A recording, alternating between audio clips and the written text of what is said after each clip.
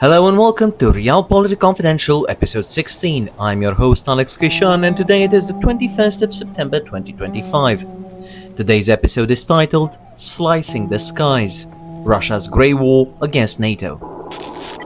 Over the past few weeks, a pattern has emerged along NATO's eastern frontier. On paper, each event is small. A cluster of drones slipping into Polish airspace in the dead of night. A single unmanned aircraft nicking the Romanian border. A trio of MiG-31s cutting across Estonia's skies for minutes rather than hours.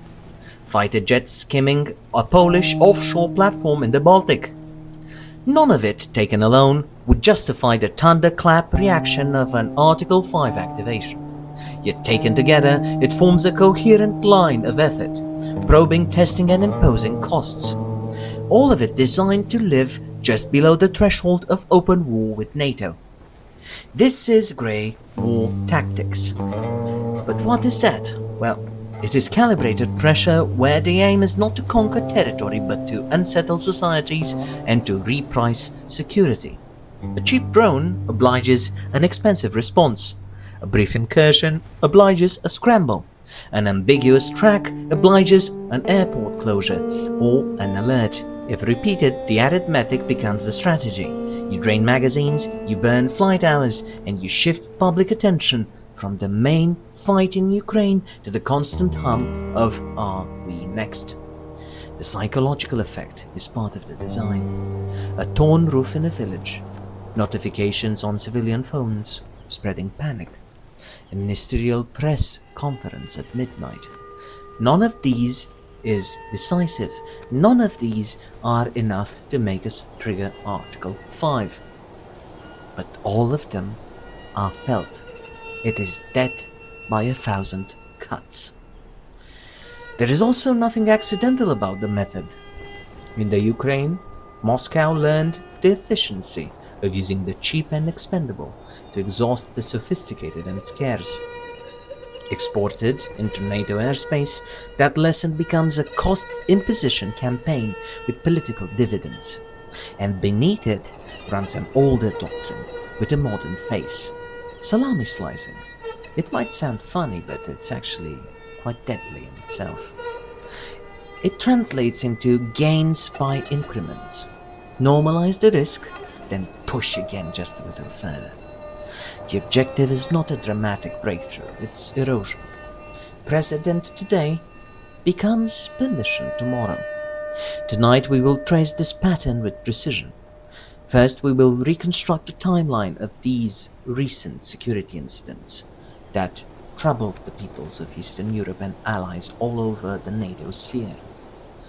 What crossed which line, how national and allied authorities responded, and what those responses tell us. Secondly, we shall examine the operational logic behind these. Why inexpensive drones force expensive defensive measures. How probing flights test rules of engagement and political cohesion, and where our current doctrine still lacks the threat. Finally, we will step back to assess the implications for NATO, for the European Union, and for our American allies and friends. What must change in posture, in procurement, and in public communication to make these provocations both boring to execute and costly to repeat for our Russian opponents? Because this is the core of it. Grey War thrives on two reactions. Opposite but complementary in its destructiveness. They deal with the reactions of both panic and paralysis.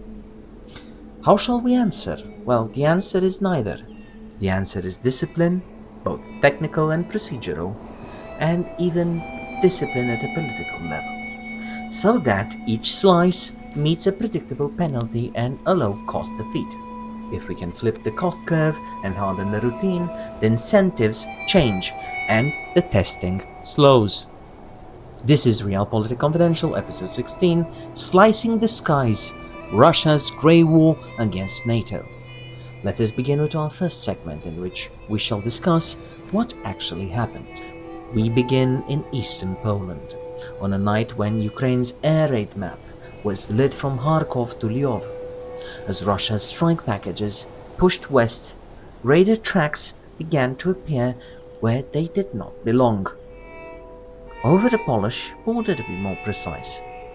Not one or two stray drones, but a string of slow, low-flying objects, the kind that don't file flight plans before entering your territory and don't answer when you hail them. Polish F-16s were launched. Allied aircraft joined the picture. Over the next hours, several of the intruders were brought down by the Polish and Allied aviations. On the ground there was damage, albeit minor in nature. A roof torn open in a village, lights out on a quiet street, but no human casualties. But politically, a line had been crossed. For the first time in this war, a NATO state had engaged Russian airborne targets over its own territory. Warsaw called for consultations under Article 4. It was a measured signal, firm and without theatrics, and it set the tone for what followed. A few days later, the pattern repeated in miniature over my own homeland of Romania. During another heavy night of strikes along the Danube, a single unmanned aircraft slipped across the Romanian border for just under an hour. The response was immediate and professional. F-16 scrambled, the air picture tightened, and the Defense Ministry issued a sharp protest and logged the violation with the Allies. It lasted just under an hour, but that was the point. Probing doesn't rely on duration, it relies on precedent. Then came Estonia. 3 MiG-31s, big fast interceptors, cut across Estonian airspace near Vindru Island. Transponders silent, no flight plan, and ignoring air traffic control. They stayed long enough for Tallinn to describe the move as unprecedentedly brazen. Italian F-35s on Baltic air policing duty rose to meet them. The Russians turned out over the water. But Russian denials began almost immediately, and Estonia invoked Article 4 and pressed the case that this was not a navigational mistake, but a signal, and the alliance listened. On the very same day, over the Baltic, another line was tested. Not national airspace this time, but the safety zone around the Polish offshore platform. 2 Sukhoi 35s came in low, fast and close. It was a carefully chosen stage. Energy infrastructure sits at the intersection of law, visibility and nerves. A pass like this does not take lives, but it reminds you that your arteries can be pinched and that your economy has pressure points that are within Russian reach. If you step back, as we like to do here at RealPolitik Confidential, and you look at those days as a sequence rather than an isolated list of headlines, the structure is clear. Night 1, a cluster of drones crosses into Poland during a mass strike on Ukraine. Night 2, a brief Romanian breach cut to size but not to significance. Day 3, manned aircraft over Estonia's line for long enough to be undeniable. And then just a little maritime teaser over the Baltic to finish the picture. None of this is enough to trigger Article 5. All of it, but all of it, is enough to trigger Article 4. Twice. And to force NATO to show what readiness looks like when the pressure is not a crisis but a drumbeat. The alliance answered. Air policing on the eastern flank thickened. AWACS and national sensors stitched a denser picture.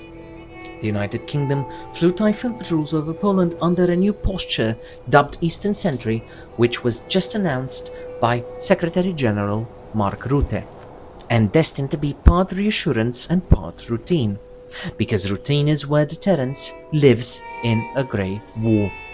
London's message was simple: we are present and the presence will not fail for the next incident. Behind the scenes, the same questions were being asked in multiple capitals. How fast did we scramble? How clean was the handoff between national control and NATO command? Did our public messaging calm or inflame? Are we spending $1 million to stop a threat that costs a fraction of that to launch? And crucially, what do we do when this happens again and again and again at increasingly large scales? Because the intent here is repetition. If you can make an alliance spend money every time you knock on the door, you keep knocking, you keep exhausting them, you keep making the public feel the fatigue of a conflict which did not even start. After all, a damaged roof in a village, which could be the place where your grandparents come from, becomes an image that travels on social media and in the headspace of any citizen. An airport closure for safety's sake becomes a headline that suggests danger.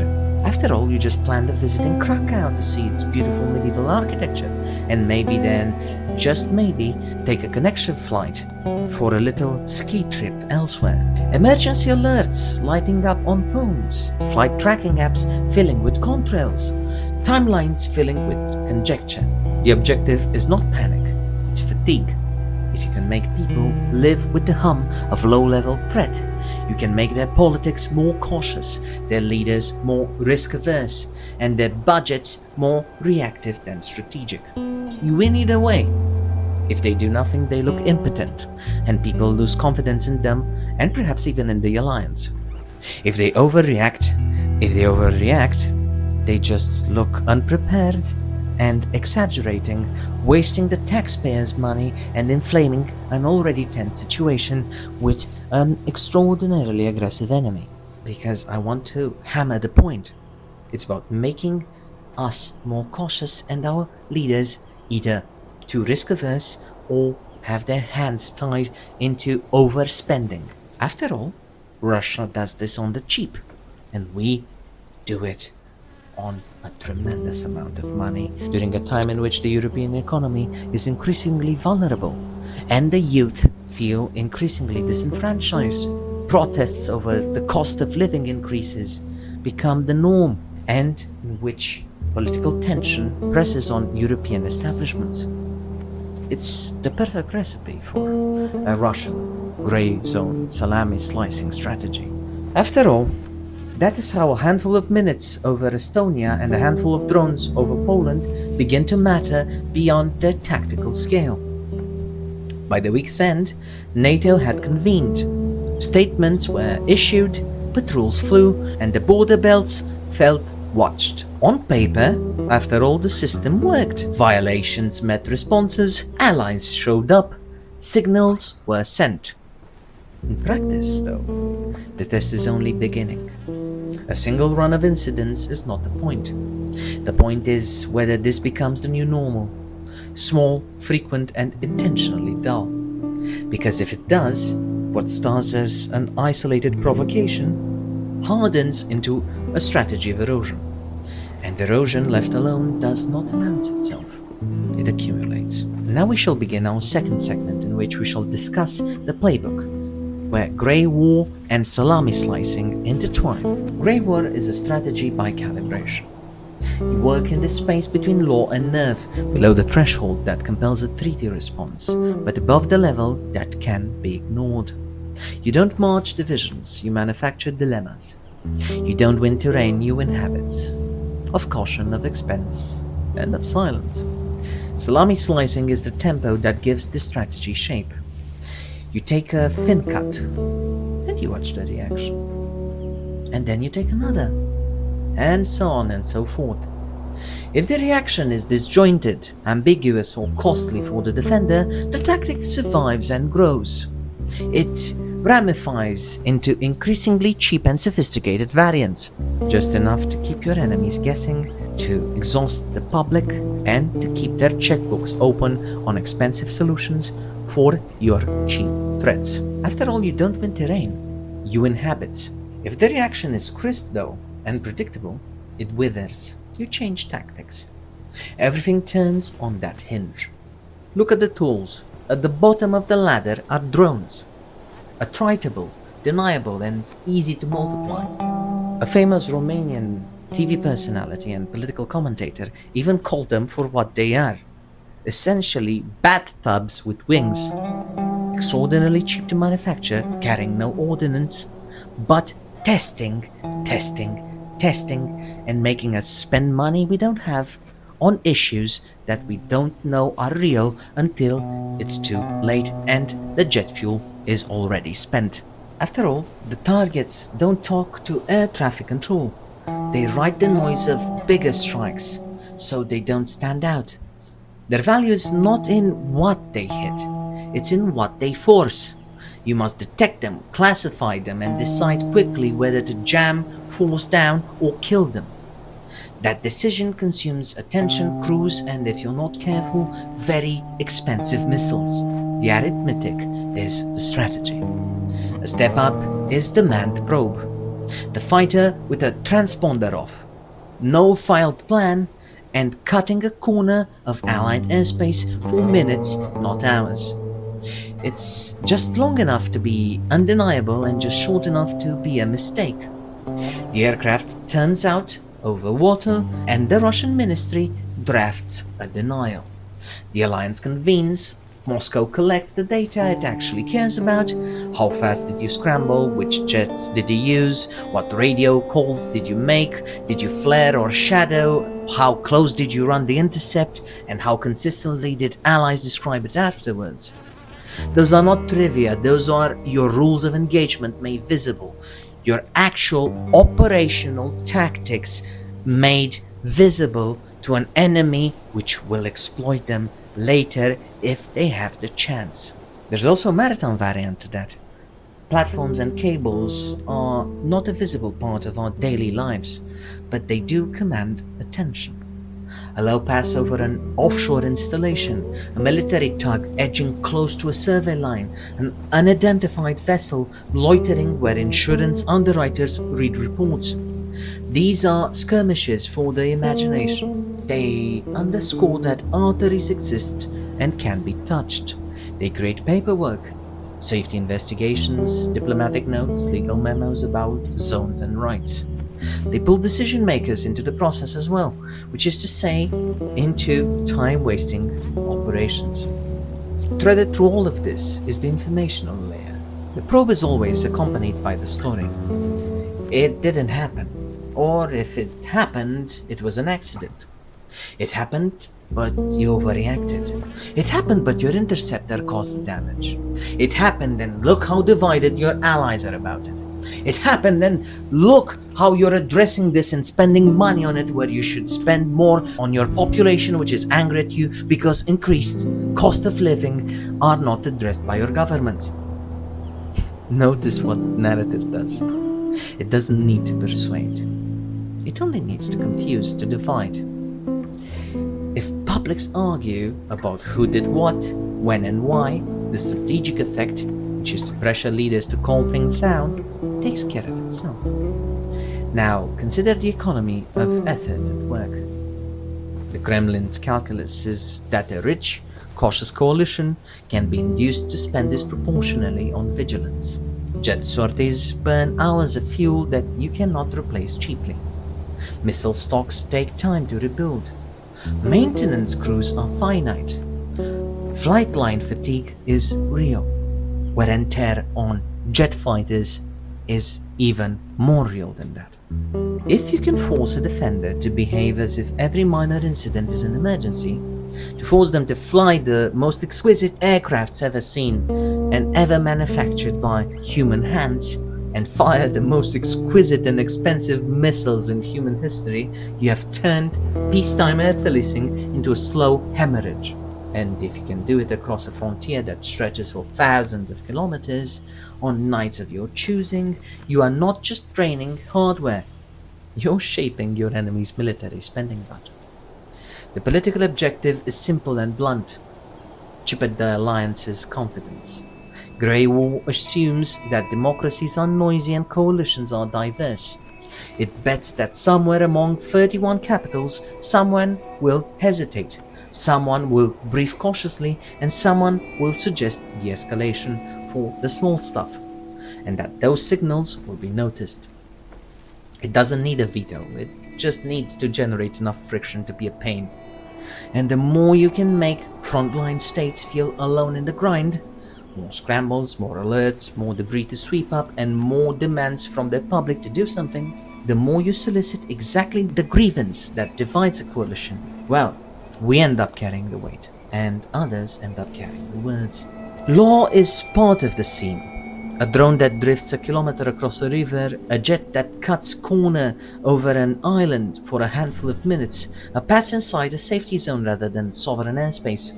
Each event is designed to live in the grey of jurisdiction and intent. Was it hostile? Was it negligent? Was it a navigational error? Was it jammed? The lack of a clean legal label slows decision cycles and blunts language. That too is the point.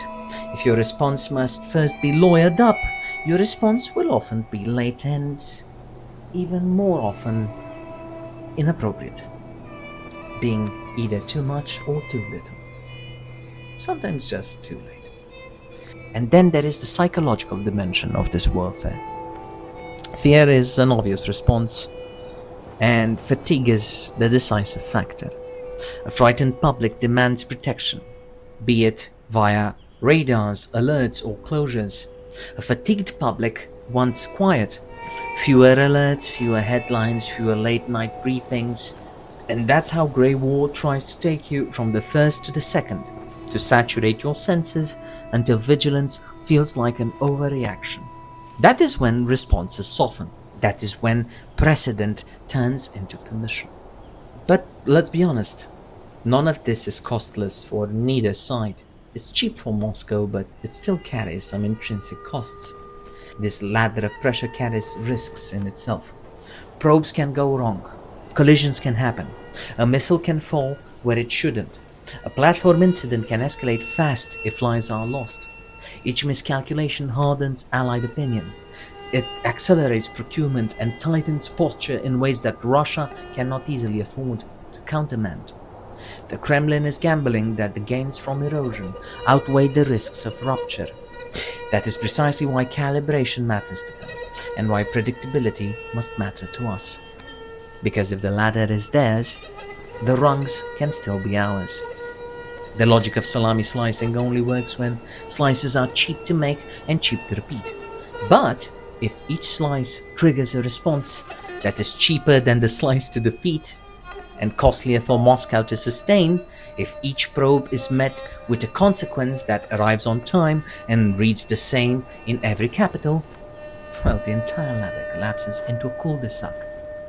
The grey remains grey, but the advantage returns to the defender.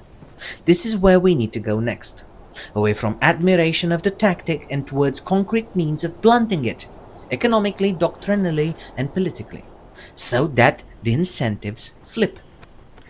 We'll turn to that in our next segment, the economics of interception, what we learned in Ukraine and why we are still spending wrong against cheap threats, and how to build a layered defense that makes these probes boring to execute and expensive to repeat. Now, let's start with our third segment, the economics of interception. If segment 2 was about the method, this segment is about the money and the mechanics that money buys. Ukraine has been the world's grimmest laboratory for modern air defenses. The core lesson is painfully simple.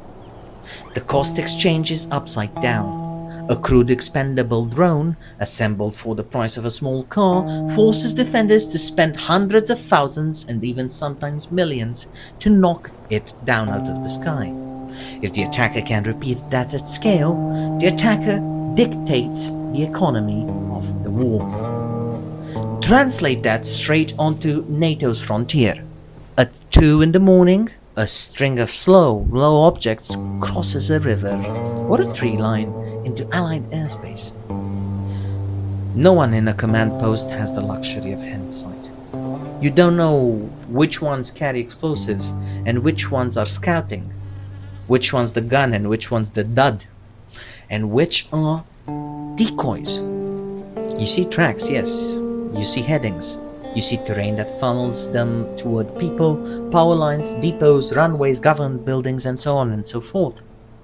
The responsible instinct is to remove the risk.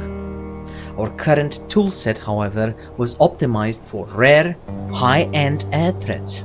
So we scramble 4th and 5th generation fighters and we queue exquisite surface-to-air systems, tools designed to handle supersonic jets and complex missiles against propeller-driven intruders that can be built in an afternoon by a hobbyist.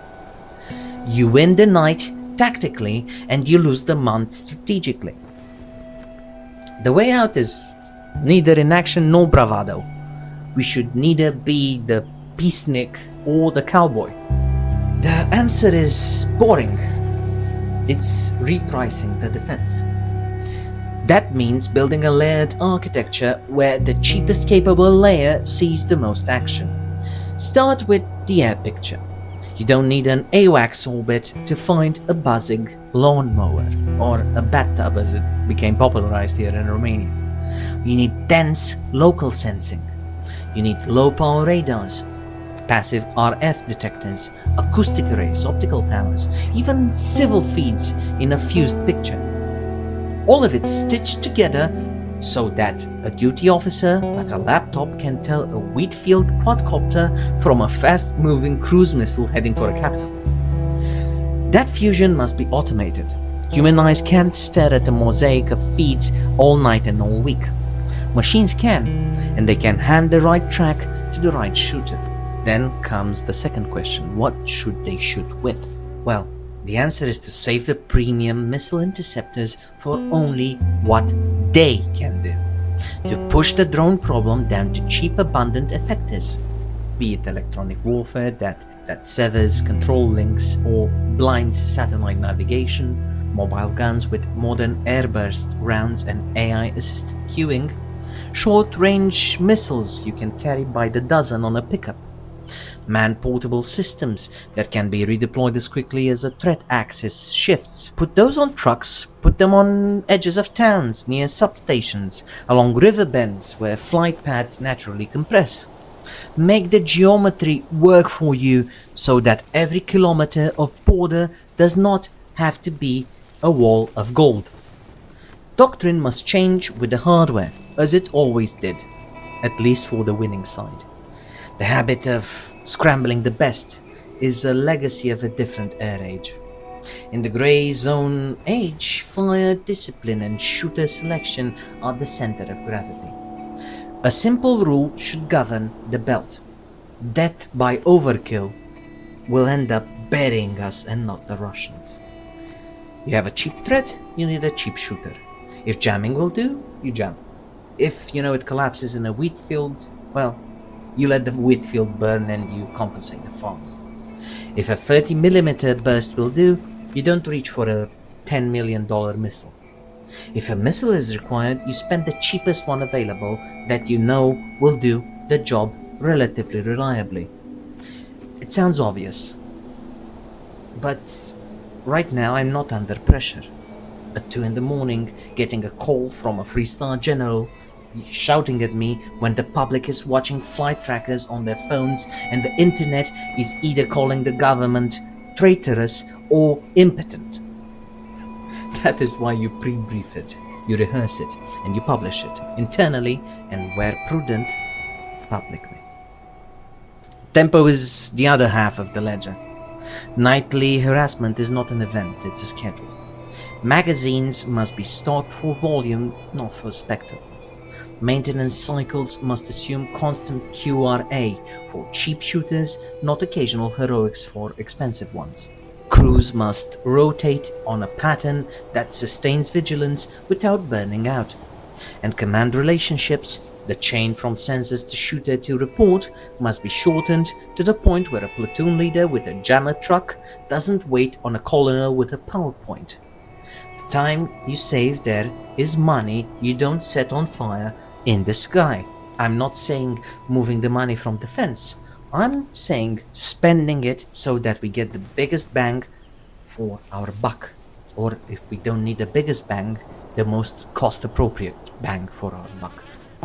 Ukraine's experience is a map here.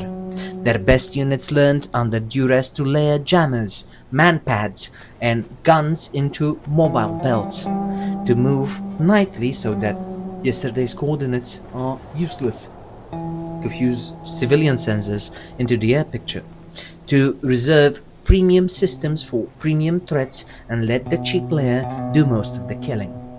NATO does not need to rediscover this through pain. It needs to adopt, adapt and industrialize it at scale. Standard kits for countries and garrisons along the frontier. Common software so a Lithuanian sensor can cue a Polish gun without a translator. Shared training so that Romanian and Estonian crews who've never met still think the same way at 3:17 in an afternoon after a national holiday after a heavy set of drinking. There is also a quiet revolution needed in public communication. Grey war feeds on panic first and fatigue second. You blunt both with templates. If you intend to jam and force down rather than shoot, you explain that now, not later. If you must close an airport, you do it with language that is procedural, time-boxed and boring. You make it seem like disinsection. You use words like temporary safety window, routine measures, no change to threat level. The objective is not to hide reality, is to deny the attacker the free multiplier of drama. And people love drama. We have spent years learning how not to amplify disinformation online, and we're still doing it poorly. We must now learn how not to amplify it in the sky as well. What about new technologies, you'll probably be asking yourself? The silver bullets that promise to fix the cost curve at a stroke. Well, directed energy systems and high-powered microwave will help, and pilots are progressing. But they are not a substitute from here and now layers that can be fielded at scale this winter. Think of them as future layers in the stack, not excuses to postpone the cheap ones. If a town can stand up, 3 gun trucks with an airburst, 2 jammers and a laptop running a fused feed by the end of next month, that town is safer by the end of next month. Strategy is the sum of such towns multiplied along the border. Finally, we have procurement. Europe has long excelled at buying little of the exquisite rather than a lot of the adequate. In the drone age, the bias is a vulnerability. Budgets must carve out protected lines. Jammers are what keep you from spending $1 million to fell a $50,000 intruder. Measure success not by the number of shootdowns you can tally on a graphic, but by cost per defeat and time to restore normal after an incident. When the numbers fall, deterrence rises, because the attacker's return on investment collapses. If the essence of Moscow's air harassment is to make us spend badly and feel worse, the answer is to spend well and feel nothing. A layered, local, cheap first defense turns each probe from a headline into a shrug. And when the shrug becomes routine, the incentive to probe fades. This is how you win an economic war in the air without ever calling it one. Next, we'll take the logic upstream, away from the border belt and into politics and the alliance. What this means for NATO cohesion, for European strategy and industry, and for the United States signaling. Segment 4 deals with implications for NATO, the EU and the United States. What we've described so far, after all, is not only an aerial problem. It is a governance problem for a large alliance, a budget problem for treasuries, and a communications problem for democracies. Grey war lives in the seams between those systems. It thrives like a cancer undetected until it kills you. The task now is to close the seams without closing our societies. For NATO, the center of gravity shifts from declarations to routines. Deterrence here is not a headline, it is a timetable. It looks like a denser, permanent belt of short-range counter-UAS units along the frontier, a fused air picture that privileges cheap local sensors over a handful of exquisite ones, and rules of engagement that are written for drones and probing jets, not just for Cold War intruders. It also means devolving authority to the level that will actually act at the early hours in the morning when this sort of things happen. Company commanders with jammers and gun trucks, so that jam, force down or shoot is a decision measured in seconds, not staff minutes. Exercises should reflect the reality. We do not need more pageantry. We need rehearsals for boring competence. Cohesion, after all, is the other half of the alliance's power. And that is where the salami tactics aim. Frontline states feel the grind. More alerts, more scrambles, more debris to sweep up, more pressure from the public and the media for them to either act decisively or act in a refrained manner. Rear area allies fear escalation and budget creep, after all. The tension is natural. It becomes a vulnerability only if left unmanaged.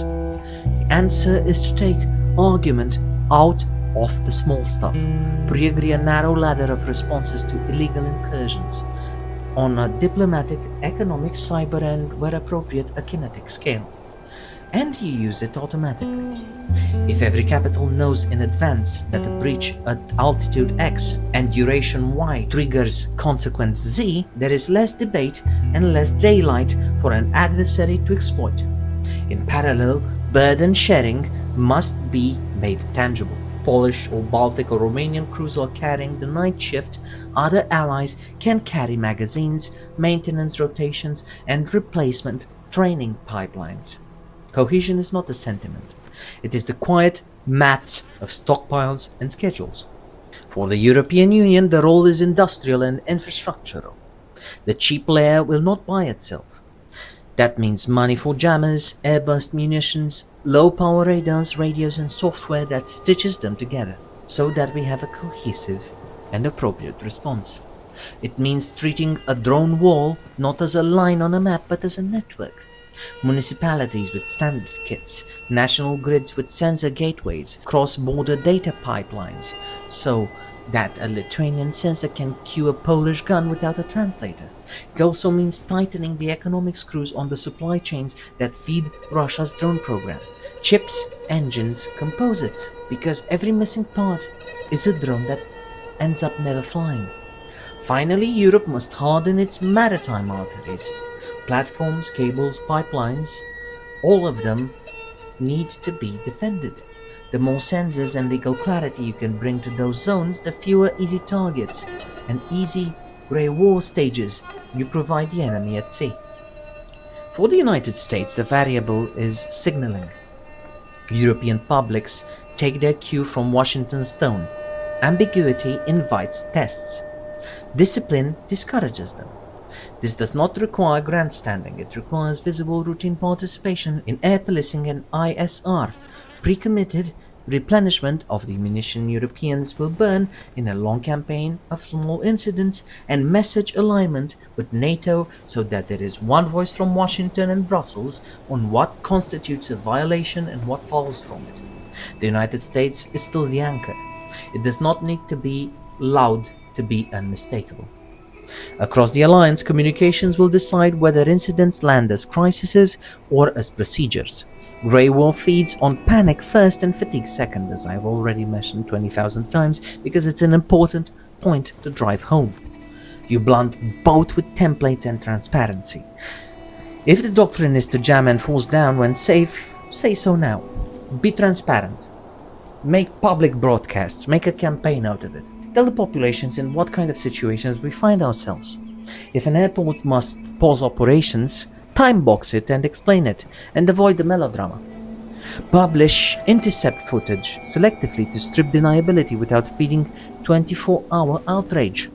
The goal is not to hide reality, it is to deny the attack drama. There is also the problem of risk.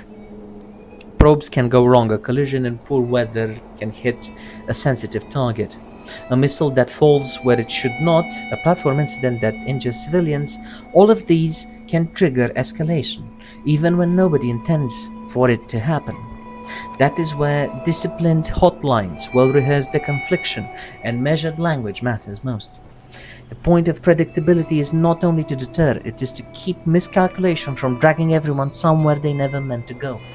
Now, all of this is well and good, and you'll probably ask me, what are the KPIs to this? How do we know if we're succeeding? Well, not by how many press conferences we hold, that's for sure, nor by how many shoot-downs we tally on a graphic. Measure what matters in a grey war: response time from detection to effect, cost per defeat, at the point of interception, the percentage of incidents handled at the lowest tier rather than with premium assets which cost a hell of a lot, coverage uptime of local sensors, the false alarm rate that determines whether crews and public stay sane, and when those numbers improve and stay improved, incentive shifts on the other side of the line, and we can say we defeated the Russians' grey warfare tactics, at least in the drone dimension. Thread all of this back to the war that still sets the temperature, respectively the war in the Ukraine. The center of gravity remains Kiev's ability to hold the line in the air and on the ground.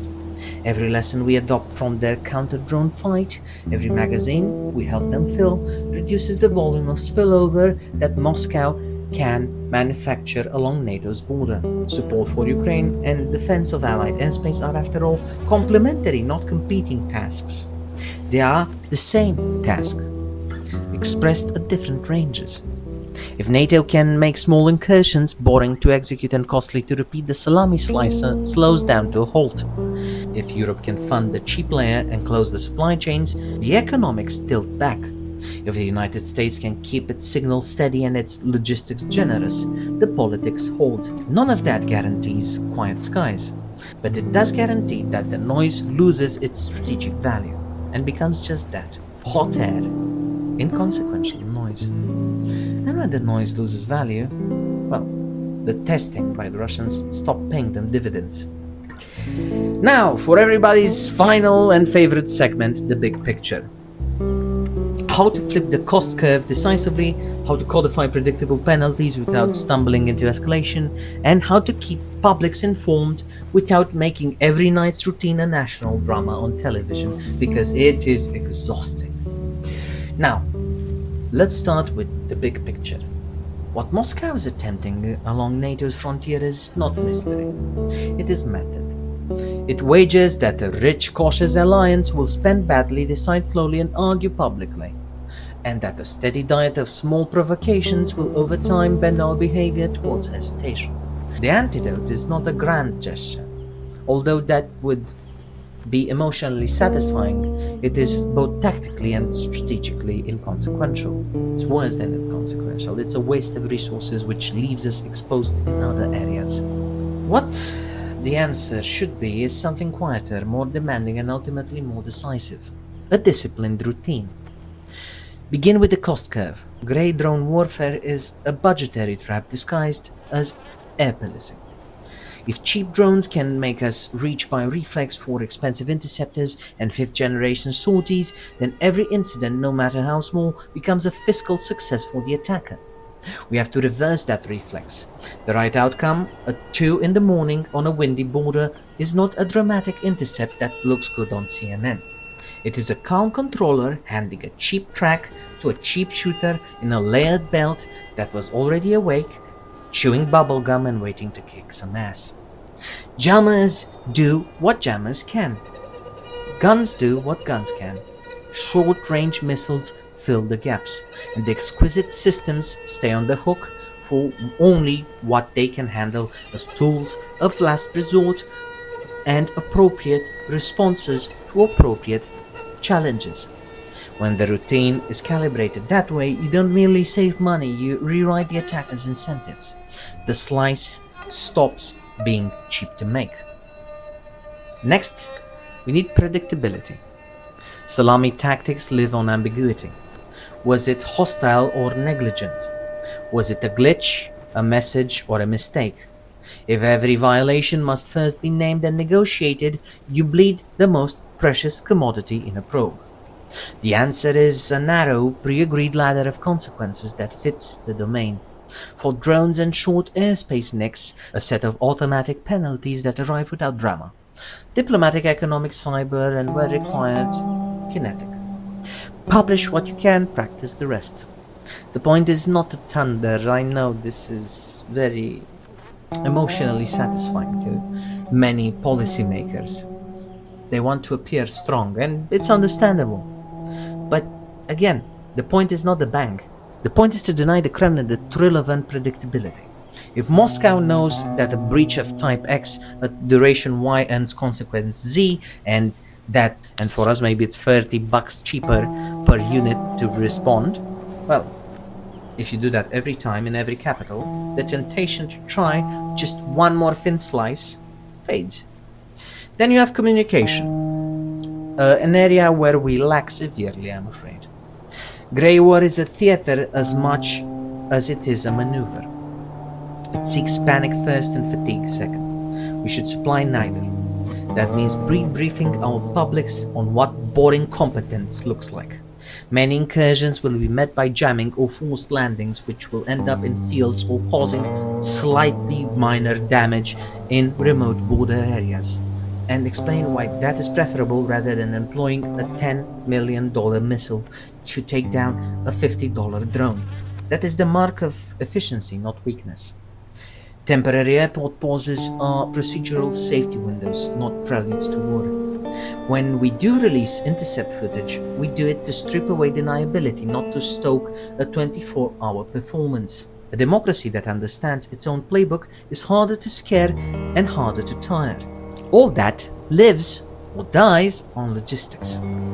Doctrine without stockpiles is choreography with dancers that have their legs broken. The Eastern Belt needs magazines sized for repetition, not spectacle. You can even start manufacturing said ammunitions on the cheap at location, moving them in the eastern flank, thus cutting time and costs for hauling them. Crews that can rotate through nights without burning out should be also employed, and software that stitches Lithuanian sensors to Polish shooters and Romanian posts to Estonian feeds, with no translation required at any hour, at any point in the day. Well, those are cheap solutions. I know it's not glamorous work, it is however the heart of deterrence in a grey zone warfare. The visible promise that small provocations by the Russians will feel smaller, faster, and ultimately cheap defeats, well, that stays with the public forever. Alliances are, after all, political organisms as much as military, and here discipline is a form of aftercare. Frontline states carry the grind. More alerts, more scrambles, more debris to sweep from fields and small towns and so on and so forth. That means they require tangible help.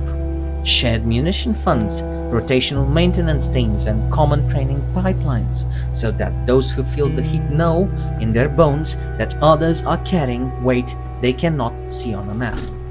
Cohesion isn't a press conference, it's a spreadsheet that balances fairness between friends. There is also the matter of risk. Probes can go wrong. A collision in bad weather, an interceptor that falls in the wrong place at the wrong time, a maritime near miss that injures civilians, or an unintended hit which ends up inflaming everyone. Those are moments where grey can harden into something darker by accident. Guardrails matter. Disciplined hotlines, rehearsed deconfliction, language that is precise without being performative. We need to hit the Russians where it hurts them, without ending up with a world conflict that we're so desperately trying to avoid.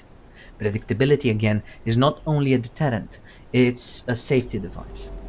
How do we know if this is working? Well, we stop counting headlines, measure what matters. Shorter times for detection to effect. A rising share of incidents handled at the lowest cost tier.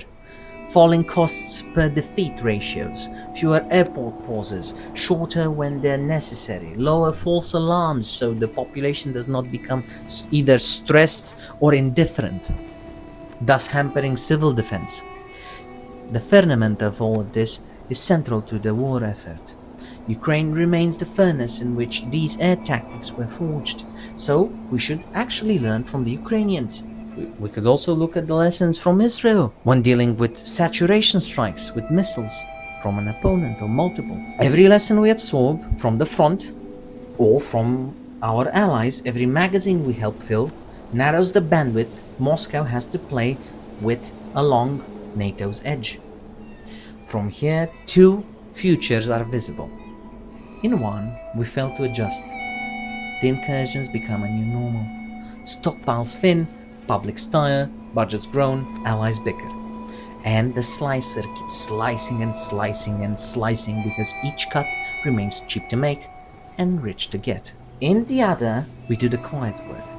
We fund the cheap layer at scale, sometimes even on location. We set and follow a ladder of penalties that needs no debate. We align the message across Washington, Brussels, Warsaw, Tallinn, Bucharest and beyond.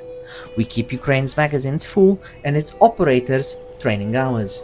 In that world, the provocations don't stop, they just stop paying the Russians the dividends they expect. And when they stop paying, they slow, and the risk of a stupid accident spiraling into something worse falls with them.